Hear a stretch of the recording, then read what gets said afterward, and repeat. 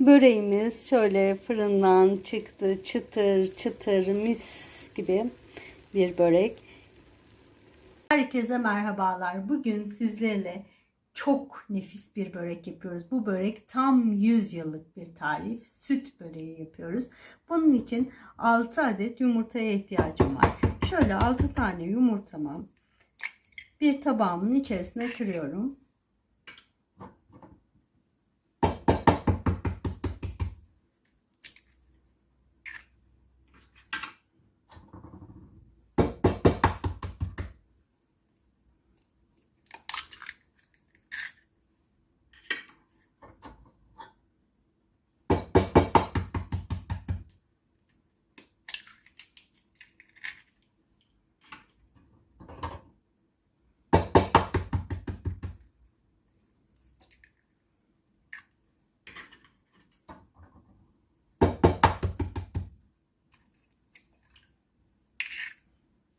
Altı adet yumurtayı bir tabağıma kırdım. Şimdi bir çatalla iyice çırpıyorum yumurtalarımı. Yumurtalarımızın çok iyi çırpılması önemli bu tarifimizde. Gerçekten babaannelerimizden, atalarımızdan kalan tam hani böyle köy böreği, köy lezzetleri damağımızda böyle nefis bir lezzet bırakan. Bir tencereme 1 litre süt koydum. Şimdi çırptığım yumurtaları içerisine ilave ediyorum.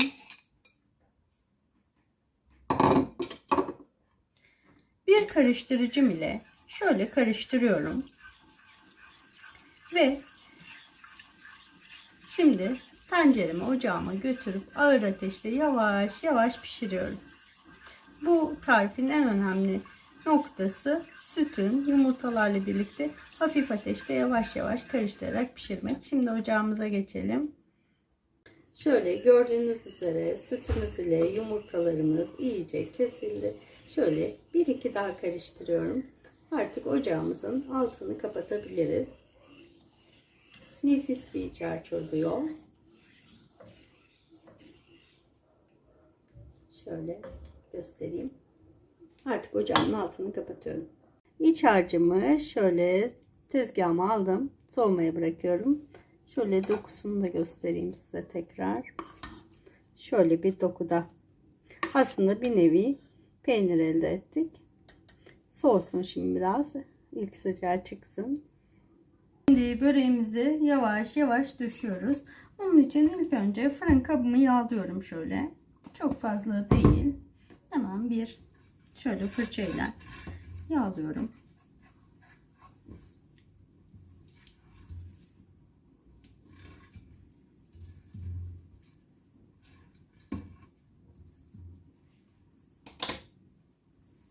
Bir adet yufkam var. Ben büyük boy yufka almıştım. Şöyle tepsinin dibine yerleştiriyorum yufkamı. Şöyle yarısını şurada bıraktım. Şimdi biraz yufkamın arasına zeytinyağı gezdireceğim. Bunu kaşık yardımıyla da dökebilirsiniz. Şu şekilde şöyle zeytinyağımı gezdiriyorum. Yufkamın şöyle kalanını şimdi üzerine kapatabilirsiniz. Ya da bir makas ile kesip tekrar koyabilirsiniz. Şöyle şimdi bu kapattığım yere de biraz sürüyorum.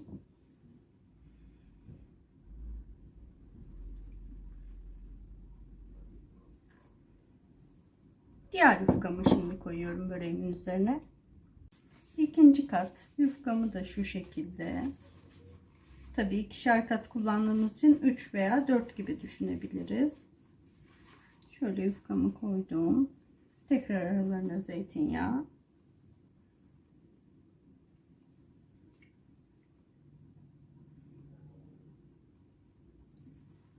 Kenarlarından katlıyorum. Dediğim gibi şöyle kopararak da kullanabilirsiniz.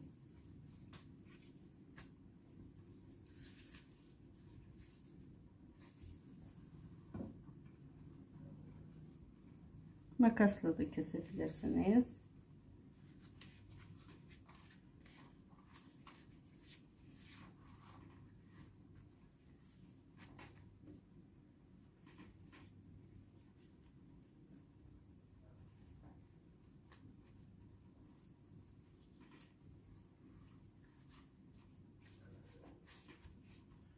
Şöyle hafif yine zeytinyağı gezdiriyorum yufkamın üzerine.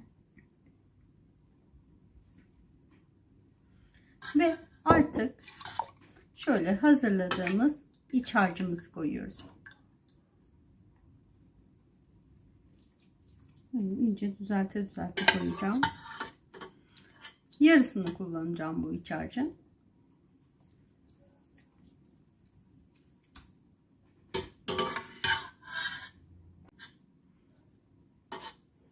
Şöyle düzelte iç harcımı yerleştiriyorum böreğime.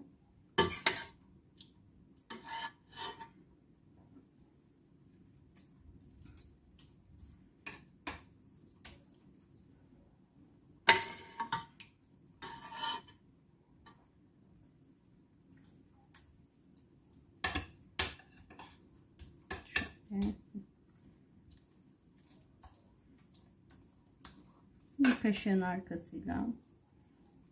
Şimdi üzerine bir yufkamı daha kapatıyorum. Şöyle son kat yufkamı da getirdim. Şöyle arasına yine zeytinyağı. Arzu ederseniz bu iç harcımızın üzerine biraz karabiber de çekebilirsiniz. Şöyle üzerine düzgünce kenarlarından şöyle sokarak böreğimi kaplıyorum.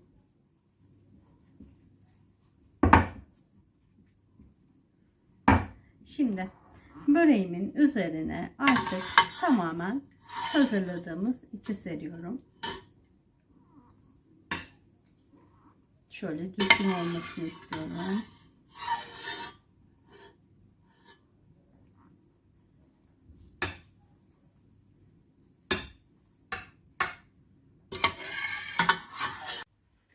Süt böreğimizin üzerinin tüm harcını şöyle döşedik. İyice bir kaşığım ile düzeltiyorum ve biz 200 derece fırında kızarana kadar pişmeye gidiyoruz. Süt böreğimiz şöyle fırında kabara pişiyor. Böreğimiz şöyle fırından çıktı. Çıtır çıtır mis gibi bir börek. Merhabalar sevgili dostlar. Bugün sizlerle hazır yufka ile bir tepsi dolusu su böreği yapıyoruz. Şöyle göstereyim. Hiç kimse gerçeğinden ayırt edemeyecek. Haydi tarife geçelim.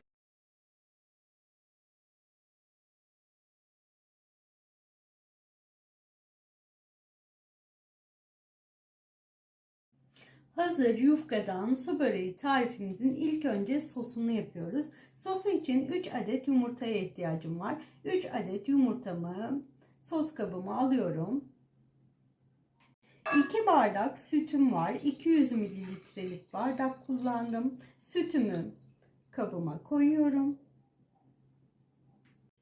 Sütüm ile yumurtamı bir çırpıcım ile şöyle karıştırıyorum. Yine malzemelerimiz videomuzun açıklamalar kısmında olacak. Gerçekten su böreğine çok yakın bir börek yapacağız. Yumurtam ile sütümü iyice çırptım. Şimdi bir çay bardağı şöyle sıvı yağım var. Sıvı yağımı tarifime ilave ediyorum. Herkes bu böreğin tarifini sizden isteyecek. Benden aldığınızı söylemeyi unutmayın ve lütfen tarifimi paylaşın ki sevgili dostlarınız da bu tariften faydalansın. Bir çay bardağı maden suyu ilave ediyorum tarifime. İsterseniz burada normal su da kullanabilirsiniz. Bir paket hamur kabartma tozum var. Hamur kabartma tozumu ilave ediyorum. Şöyle bir çay kaşığı tuzum var. Tuzumu ilave ediyorum. Tuz miktarını iç malzemenize, kullanacağınız iç malzemeye göre ayarlayabilirsiniz. Ben peynir kullanacağım için çok fazla tuz ilave etmedim. 125 gram erittiğim margarinim var. Margarinimi de tarifime ilave ettim. karıştırma işlemine devam ediyorum. Eğer tarifimi buraya kadar izlediyseniz lütfen beğen butonuna basmayı da unutmayın. Ve hala kanalıma abone olmadıysanız lütfen abone olun. Şimdi böreğimizin sosu hazır. Şöyle büyükçe bir tepsimi alıyorum ve margarin ile şu şekilde yağlıyorum tepsimi. Böreğim yapışmaması için. İsterseniz sıvı yağ da kullanabilirsiniz ama ben margarin veya tereyağın böreğe kattığı lezzeti daha çok beğeniyorum. Bu şekilde bütün tepsimi yağlıyorum.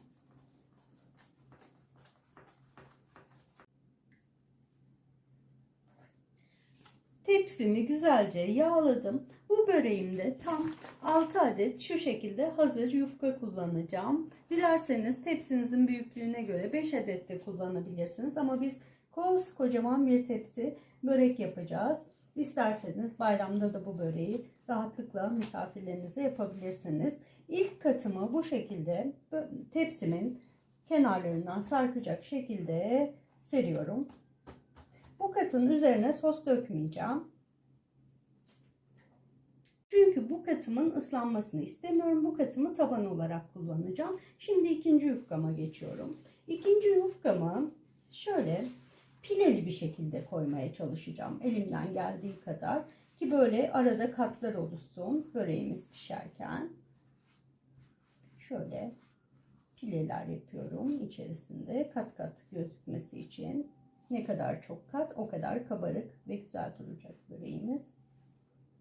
Şimdi hazırladığımız sostan şöyle kepçe yardımıyla yufkamızın üzerine her yerine gelecek şekilde döküyoruz. Sosumuzun kıvamı da enfes.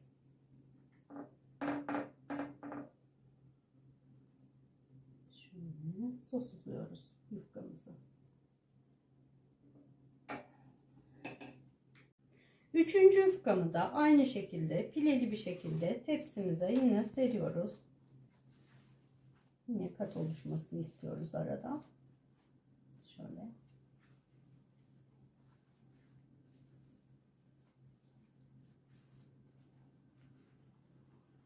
Birazcık daha pile.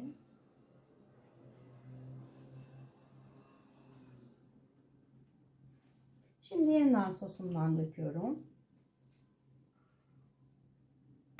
Gerçekten şöyle sosun kıvamını da görün istiyorum. Nefis. Pişince gerçekten mükemmel bir börek olacak. Kocaman bir tepsi.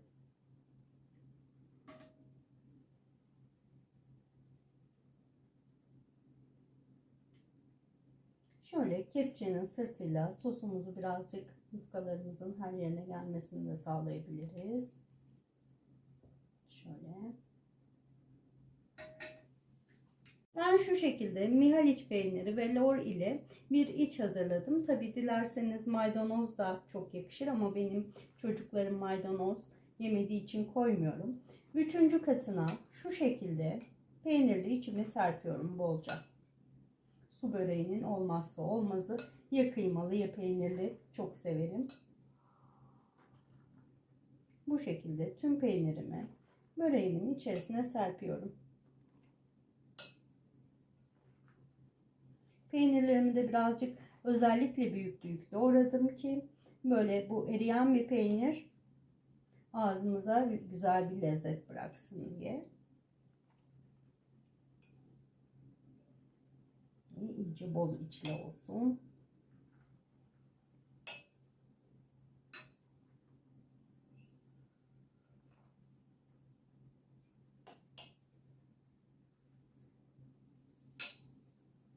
Üçüncü kattan sonra peynirli içimizi de koyduktan sonra şimdi geçiyorum artık dördüncü kat yufkama. Dördüncü kat yufkamı da yine pileli sarmaya çalışıyorum. Şöyle birazcık karıştırarak. Şu şekilde. Şimdi yeniden sos döküyoruz yufkamızın üzerine.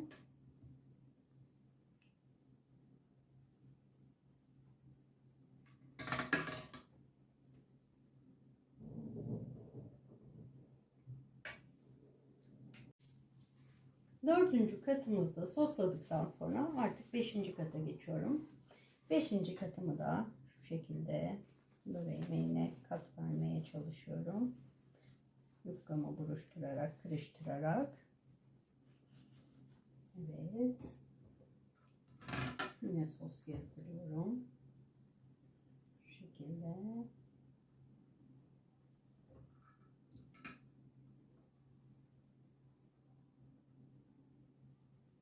Beşinci katımızı bitirdik. Artık bu kenardan sarkan yufkalarımızı şöyle böreğimizin içerisine doğru katlıyoruz.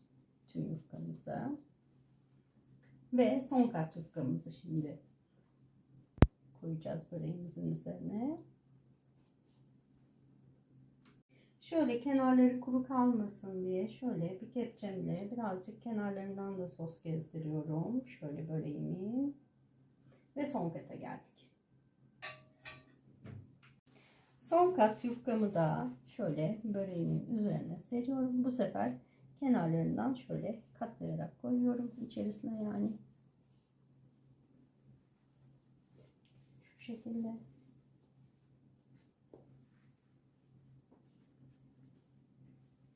Ve kalan sosu üzerine döküyorum. Gördüğünüz üzere sosumuz da tam geldi böreğimize. Şöyle kenarlarını da düzelttim. Şöyle hafif ortasına şöyle şekil verdim. Şimdi sosumu döküyorum. Şöyle her yerine gelecek şekilde.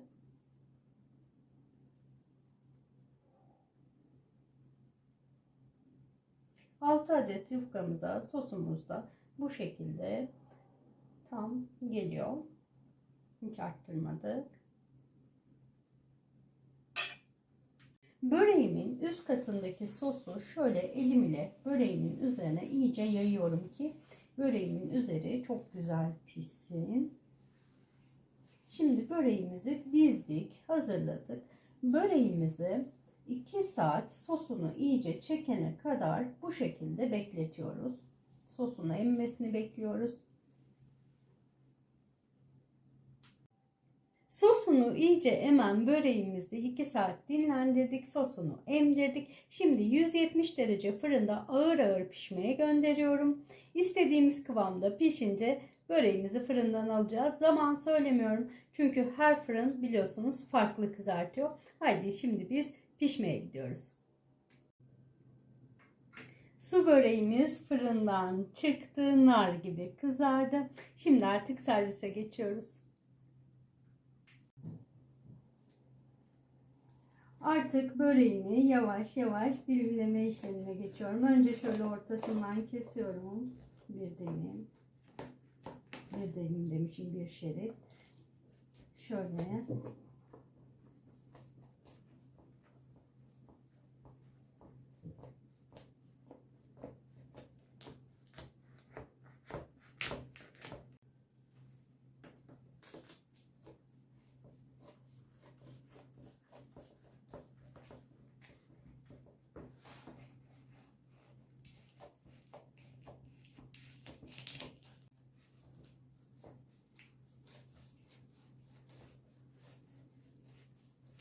Dikdörtgen şekilde böreğimizi dilimliyoruz.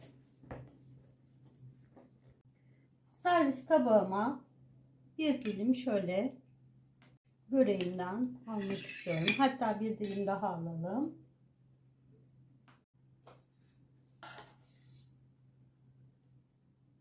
Şöyle böreğimizi servis tabağımıza alıyoruz.